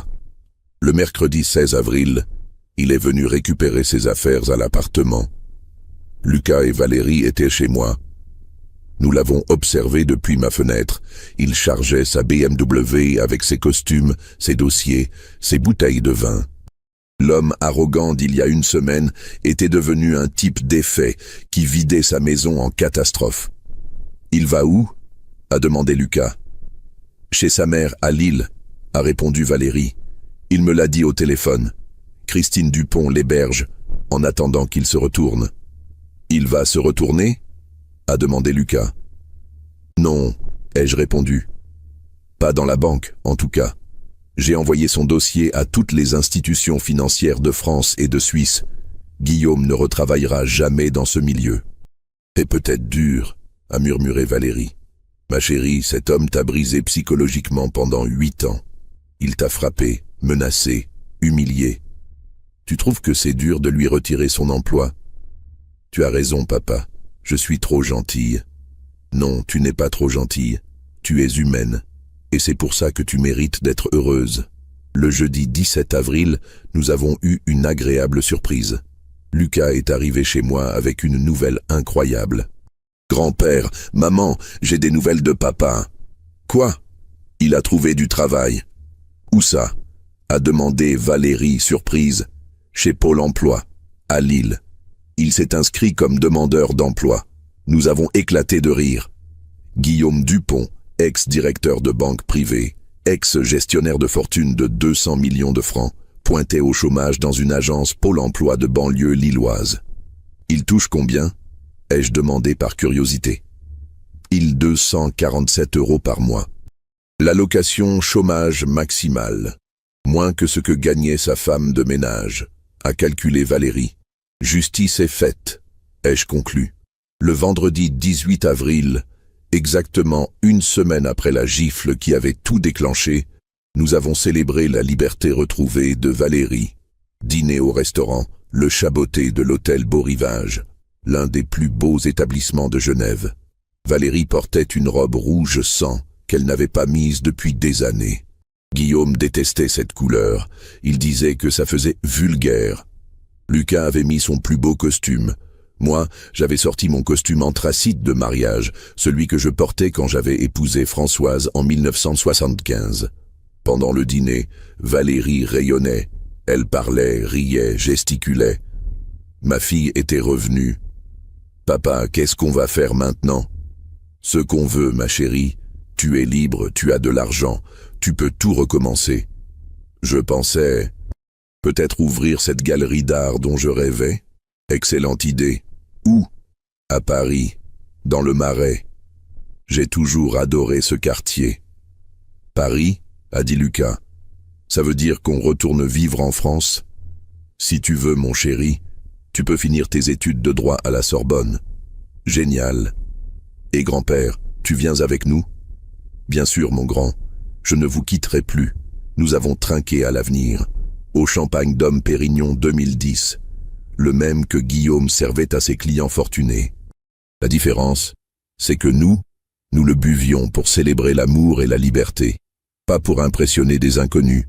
Vers 22 heures, en sortant du restaurant, nous avons croisé un couple que nous connaissions, Pierre et Sylvie Favre, les amis banquiers de Guillaume.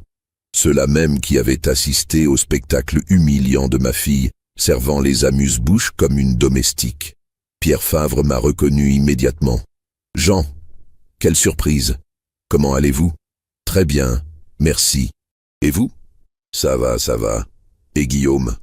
On n'a plus de nouvelles depuis qu'il a quitté Lombard d'associé. Guillaume va très bien. Il a trouvé un nouvel emploi, dans la région de Lille. Ah, dans quelle banque? Pas dans une banque. Dans le service public. Pôle emploi. Le visage de Pierre Favre s'est figé. Pôle emploi? Oui, il aide maintenant les chômeurs à retrouver du travail. C'est très noble comme métier, vous ne trouvez pas? Sylvie Favre a toussé discrètement. La gêne était palpable. Oui, bien sûr. Et Valérie? Ma fille s'est avancée, dans sa robe rouge, resplendissante, sûre d'elle. Bonsoir Pierre, bonsoir Sylvie. Moi, ça va parfaitement. J'ai divorcé de Guillaume. Je reprends mes études d'histoire de l'art, et je vais ouvrir une galerie à Paris. Une galerie? A dit Pierre, impressionné malgré lui. Oui, art contemporain et patrimoine. Dans le Marais. Mon père m'aide financièrement. Pierre Favre m'a regardé avec un respect nouveau. Le vieux pauvre pouvait financer une galerie d'art dans le quartier le plus cher de Paris. Monsieur Moreau, puis-je vous demander, dans quoi vous avez investi pour avoir de tels moyens? Dans ma fille, Pierre. J'ai investi dans le bonheur de ma fille. Ça rapporte énormément. Et nous sommes partis, laissant les Favre méditer cette leçon de vie. Le samedi 19 avril, nous avons commencé à organiser notre retour en France. Valérie avait décidé de garder l'appartement Genevois comme résidence secondaire. Avec 4,2 millions d'euros de patrimoine, elle pouvait se permettre ce petit luxe. Nous cherchions un appartement parisien assez grand pour nous trois. Lucas voulait continuer ses études de droit à la Sorbonne. Moi, j'avais envie de revoir Paris, de marcher dans mes anciens quartiers, de retrouver mes souvenirs avec Françoise. Valérie consultait les annonces immobilières sur son ordinateur portable. « Papa, regarde ça, un 150 mètres carrés rue de Rivoli, face aux Tuileries.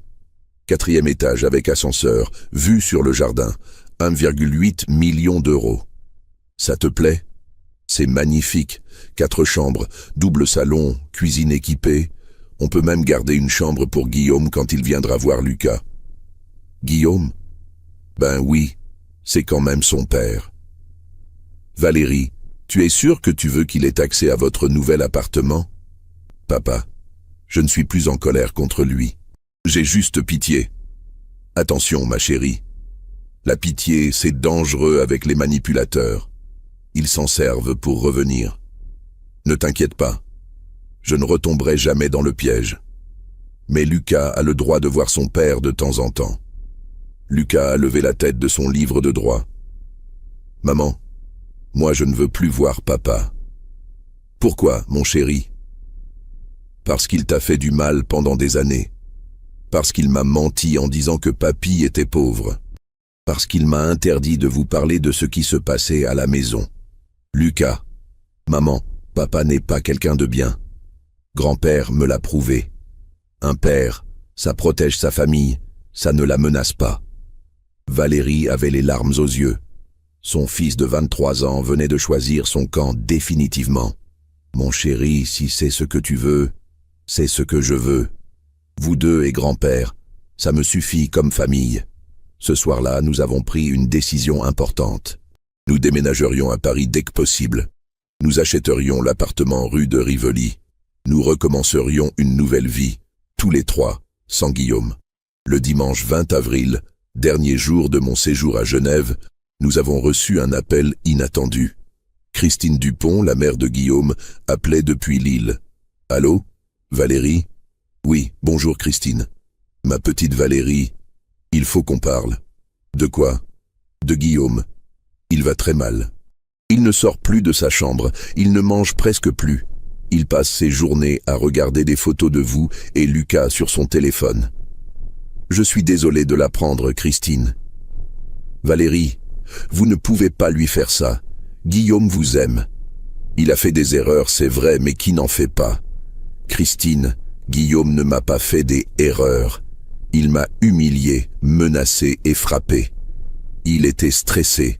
Son travail, la pression. Christine, le stress n'excuse pas la violence. Valérie, soyez charitable. Guillaume n'a plus rien. Plus de travail, plus d'argent, plus de femme, plus de fils. Il parle de se faire du mal.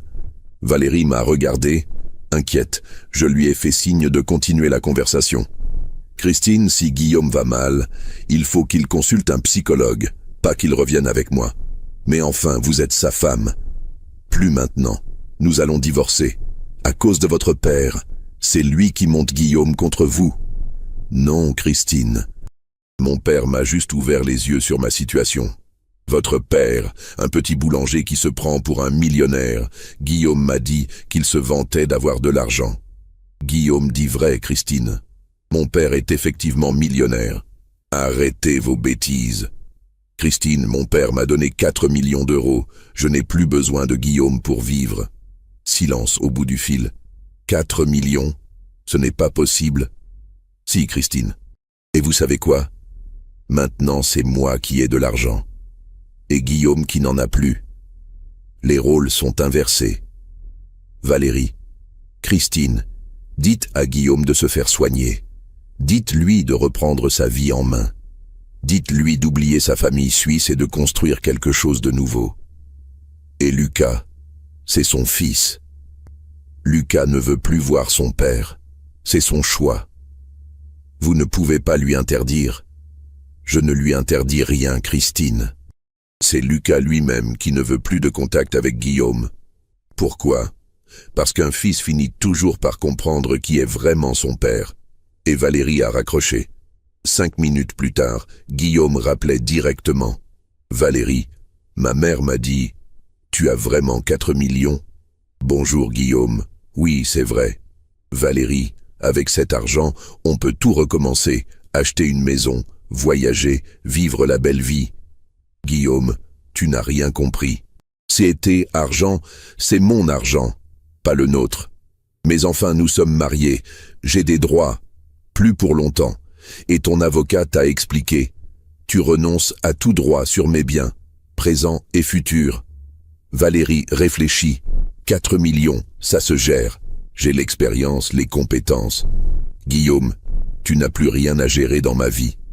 Valérie, s'il te plaît, je te demande pardon. Je ferai tout ce que tu voudras. Je suivrai une thérapie, je changerai. Il est trop tard, Guillaume. Non, il n'est jamais trop tard. Valérie, je t'aime. Moi, je ne t'aime plus. Comment tu peux dire ça? Parce que l'amour, ça ne frappe pas. L'amour, ça ne humilie pas. L'amour, ça ne menace pas. Valérie, Guillaume, j'ai 45 ans. J'ai perdu 8 années de ma vie avec toi. Je ne vais pas en perdre une de plus. Et moi, qu'est-ce que je vais devenir? Ce que tu veux, Guillaume. Tu es libre. Tu peux aller où tu veux, faire ce que tu veux, être avec qui tu veux. Moi aussi, maintenant, je suis libre. Et ça, c'est le plus beau cadeau que tu pouvais me faire. Valérie, au revoir, Guillaume. Prends soin de toi. Elle a raccroché pour la dernière fois. Le lundi 21 avril, nous avons quitté Genève. Valérie au volant de sa nouvelle Mercedes classe E qu'elle s'était offerte la veille. Lucas à côté d'elle. Moi à l'arrière, regardant défiler les paysages suisses. Direction Paris, direction la nouvelle vie. Pendant le trajet, Valérie m'a posé la question qui lui brûlait les lèvres depuis une semaine. « Papa, comment tu as su qu'il fallait que tu viennes me sauver ?» Ma chérie, un père sent ces choses-là. Quand ta fille change, quand elle s'éteint, quand elle a peur, un père le voit. Mais comment tu as eu le courage d'affronter Guillaume? Il était puissant, influent. Valérie, Guillaume était influent avec l'argent des autres. Moi, j'avais mon propre argent. Et surtout, j'avais quelque chose que Guillaume n'avait pas. Quoi? L'amour inconditionnel pour ma fille. Quand on se bat pour quelqu'un qu'on aime, on devient invincible. Lucas s'est retourné vers moi. Grand-père, tu m'apprendras à être fort comme toi. Mon grand, tu es déjà fort. Tu as eu le courage de témoigner contre ton père pour protéger ta mère. À 23 ans. Moi, à ton âge, je n'aurais jamais osé. C'est parce que j'ai eu un bon exemple, grand-père. Quel exemple? Toi, un homme qui protège sa famille, quoi qu'il arrive. Nous sommes arrivés à Paris vers 18 heures. J'ai retrouvé ma ville, ses embouteillages, son agitation, sa beauté. Nous nous sommes installés temporairement dans un hôtel du 1er arrondissement, en attendant de finaliser l'achat de l'appartement rue de Rivoli. Le mardi 22 avril, Valérie a signé l'achat de son appartement parisien. 1,8 million d'euros payés cash. L'agent immobilier n'en revenait pas. Une femme de 45 ans qui achetait un appartement de luxe face aux Tuileries sans demander de crédit. « Madame, puis-je vous demander, vous travaillez dans quoi ? Je vais ouvrir une galerie d'art. Mais surtout, j'ai un père formidable. Votre père ?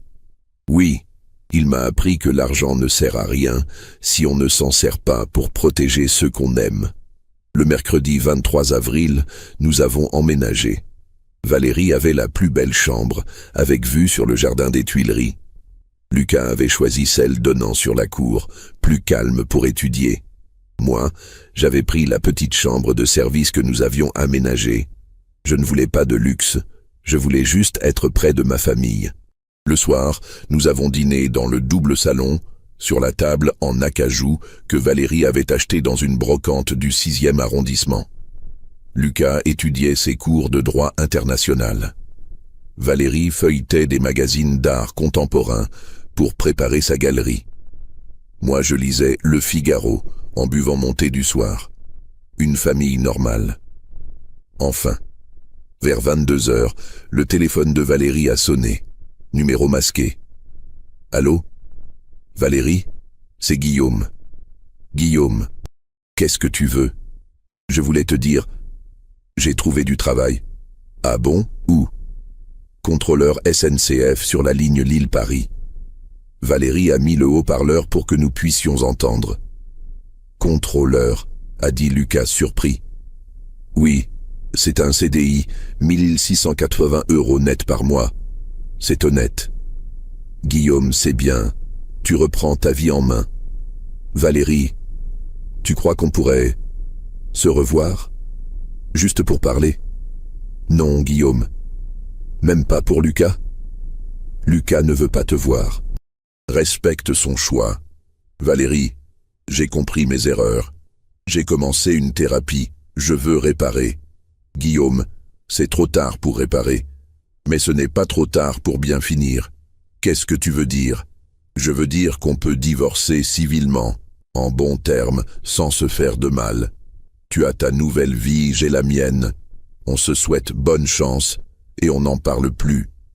Et si je refuse ? Tu ne refuseras pas, Guillaume, parce que maintenant tu sais qui je suis vraiment. Et tu sais ce que mon père est capable de faire pour me protéger. Silence. Valérie ? Oui ? Tu es heureuse ? Oui, Guillaume. Pour la première fois depuis 8 ans, je suis heureuse. Tant mieux. Tu le mérites. Toi aussi, Guillaume. Tu mérites d'être heureux. Mais pas avec moi. Je sais. Au revoir, Valérie. Au revoir, Guillaume. Prends soin de toi.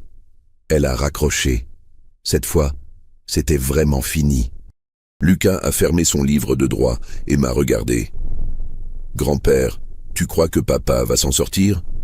Oui, mon grand. Guillaume va s'en sortir. Il va peut-être même devenir quelqu'un de mieux.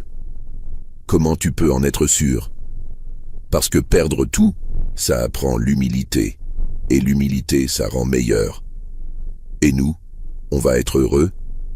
Lucas, nous sommes déjà heureux. Il avait raison. Nous étions heureux.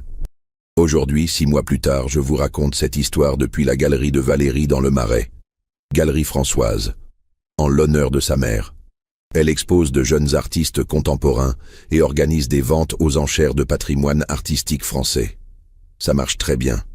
Lucas a brillamment réussi sa première année à la Sorbonne. Il veut se spécialiser en droit de la famille pour aider d'autres femmes comme sa mère. Guillaume, il travaille toujours comme contrôleur SNCF. Nous avons appris par Christine qu'il s'était inscrit sur un site de rencontre. Il cherche une femme simple et sans histoire. J'espère qu'il la trouvera. Et surtout, j'espère qu'il la traitera mieux qu'il n'a traité ma fille. Moi, à 80 ans, je profite de ma nouvelle vie parisienne. Je me promène au Louvre, je nourris les pigeons aux Tuileries, je joue aux échecs avec les retraités du square Saint-Germain-l'Auxerrois. Je regarde ma fille rayonner et mon petit-fils grandirent. Vous savez ce que j'ai appris de cette histoire? Que l'argent, ce n'est pas pour s'acheter des choses, c'est pour s'acheter la liberté de dire non, la liberté de partir, la liberté de recommencer, et qu'un père, même à 80 ans, même discret, même modeste, reste un père. Quand sa fille est en danger, il devient un lion. Riche ou pauvre, jeune ou vieux, c'est ça être un père. Protéger ceux qu'on aime par tous les moyens. Guillaume Dupont pensait s'attaquer à la fille d'un petit boulanger retraité. Il a découvert qu'il s'attaquait à la fille de l'homme qui avait économisé toute sa vie pour ce moment précis, le moment où sa famille aurait besoin de lui. Et vous, qu'est-ce que vous auriez fait à ma place?